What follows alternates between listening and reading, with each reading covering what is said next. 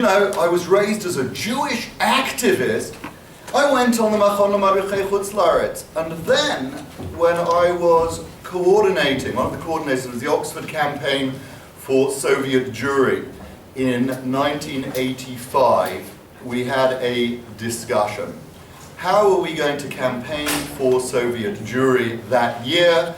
And there was a discussion about setting up a big cage in the middle of Broad Street in Oxford, where a number of us activists would put on our tefillin and stand in the cage, davening, with a placard outside it saying, "Jews can't do this in the Soviet Union."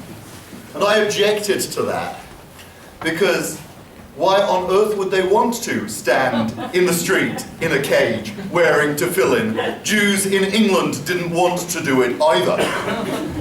What were we campaigning for? What were we campaigning for? Their right to be Jewish, to express their Judaism, to be true to their identity, and to use campus speak to define their identity around our perception of what their identity should be was a false thing to do. And for the first time, I began to really ask my question about what was my own Jewish identity, why I was doing this, and why I actually wanted to be Jewish rather than being Jewish. I'm Jewish because I am. Throughout my study to educate our people, I discovered a phenomenal tradition of ideas which I believe enable us to bring great wisdom and reparation to the world. Some of it is based on history and experience, some of it is based on revelation at Sinai, some of it is based on accumulated experience, but essentially, l'taken olam b'malchut Shaddai, to perfect the world under the dominion of heaven, and to bring these historic ideas and spiritual teachings into the world makes it a better place. As a Jew, that is my mission. It doesn't preclude other people's interpretation within the faith, and certainly not the traditions and aspirations of other people. I remember at the same time about an 18-year-old studying the Sefer Shmot, the whole story of the Jews leaving Egypt. And at some moment in time I realized I wasn't studying Mickey Mouse characters, but ordinary human beings having and facing existential angst, real life choices with real life consequences. And the moment that, for whatever reason, resonated for me was a very simple question. When we as a Jewish people escaped Egypt and we found ourselves in a wilderness, almost with no structure, both physically and socially, what choice is available to us? As someone leaving South Africa, I knew the society I came from is the easiest society to recreate because it's the most familiar, and even though it's an uncomfortable society, it's still the society I know. Maybe we could restructure it to put me in a position of healthy or goodness or ethical superiority rather than the other way around. And I realized that as a Jewish people, this was a question we ultimately faced and asked ourselves. If we're going to take our own sovereignty seriously, what's the world we're going to build for ourselves? Egypt's the most obvious, but maybe we become the slave owners rather than the slaves themselves. Instead, as I started reading the rest of Sefer Shmot and started to increase my studies, I looked at the world that the Jewish people in our tradition was aspiring towards. And I realized for myself I had another dot that I could put in place, because the dot that's made meaningful for me is my family, the history of the Jews whose shoulders I now stand, is the Jewish tradition, but also the aspiration of what type of a world our most treasured tradition started to articulate. So for me, I wanted my personal story to fit together in a harmonic way, and it kind of made sense that being Jewish therefore had to become that story itself. And so the people of that story, I want them to be my people, and I want to make their decisions in my way as well. Living in their shadow has been a way that's created that coherence for me. That's the answer I can give, but I certainly don't ever want to suggest it's an answer for anybody else. So basically, I think that there are some really important kind of fundamental human needs that Judaism does a really good job at providing and at attending to and giving us a framework for. And I just want to share with you, I think briefly, sort of 5 points of what these are. So number one, I think a sense of belonging, a sense of being connected to something. And I think that that's in our own time, like being connected now and having immediacy.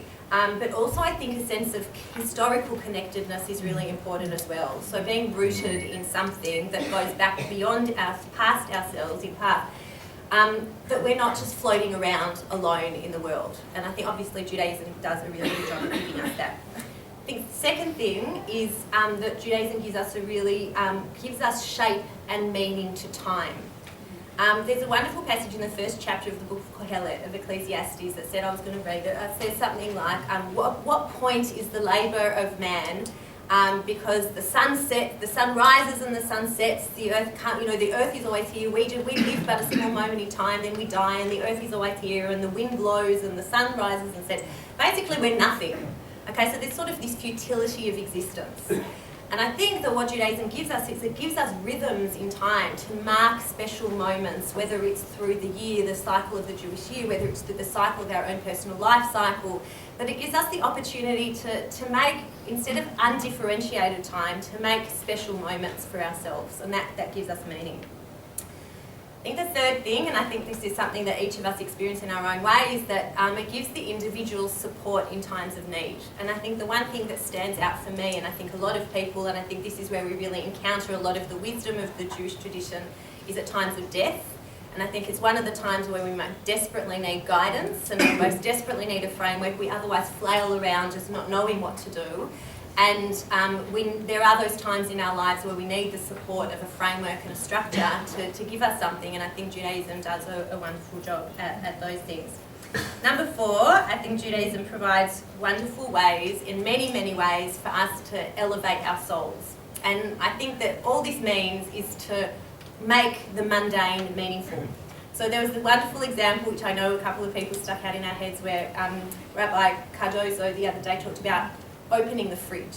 And when we open the fridge on Shabbat and we think, if we let the hot air in and does it switch it on, and is that good, that seems crazy, but it's also, that's a unique moment in time, a unique opportunity, something very mundane, but we have the opportunity through Judaism to make that special. And I think you don't have to be a very religious person. I think there are just so many ways, there are beautiful rituals.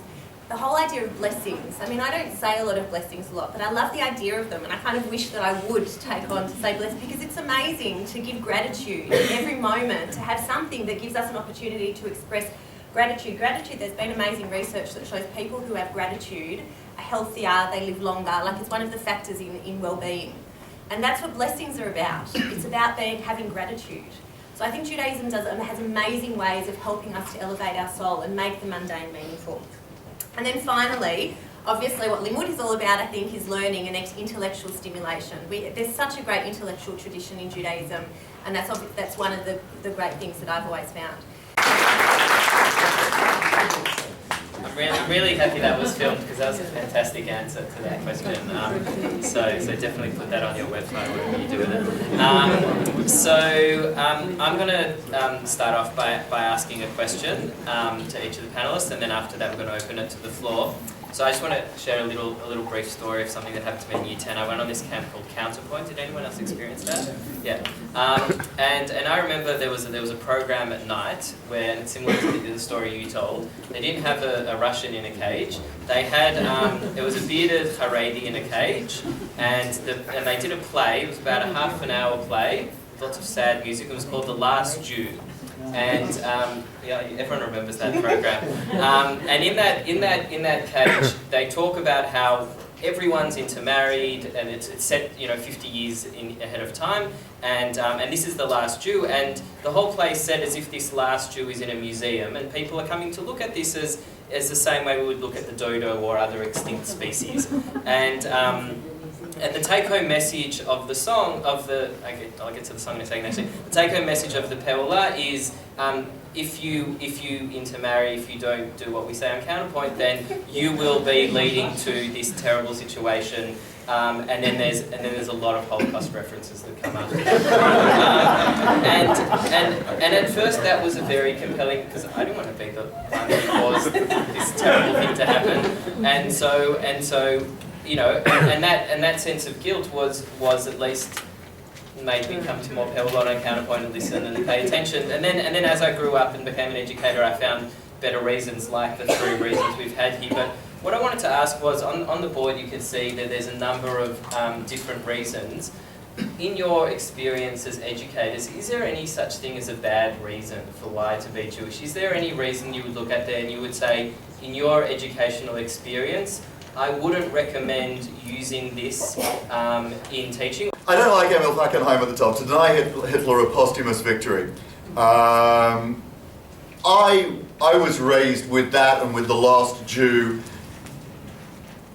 I don't want to define my raison d'etre around some anti-Semite's perception of what I ought to be or ought not to be.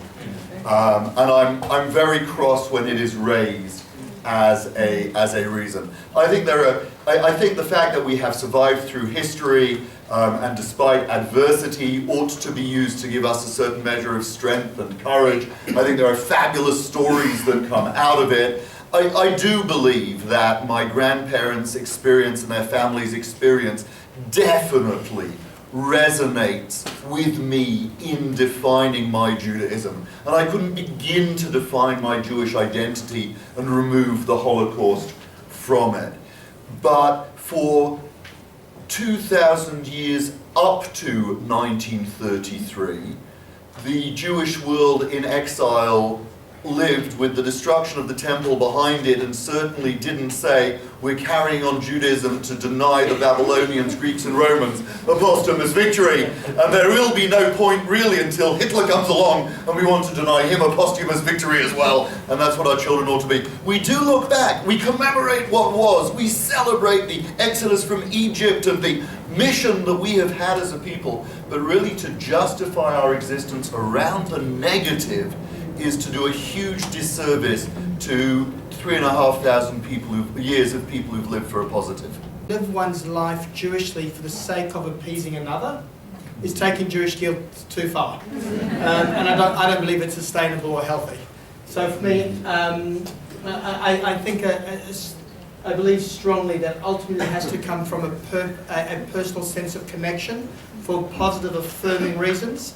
And regardless of which of they are for which person, I'm not fazed by, but it needs to be about me, not about appeasing the person next to me. I feel a little bit cautious about it and how it's used. It's just about being the chosen people. Now, obviously, that is an important concept in Jewish law, but I would feel hesitant and careful about how it's used, because I think it can just lend itself to this idea that we are the best in some way, that we are the only way, that it's a better way than any other way. So I think that obviously that's a central concept in Judaism. It has to be taught, and it has to be taught with sensitivity and maturity, but that it just makes me a little bit nervous, because I think it can be misused and abused and easily misunderstood.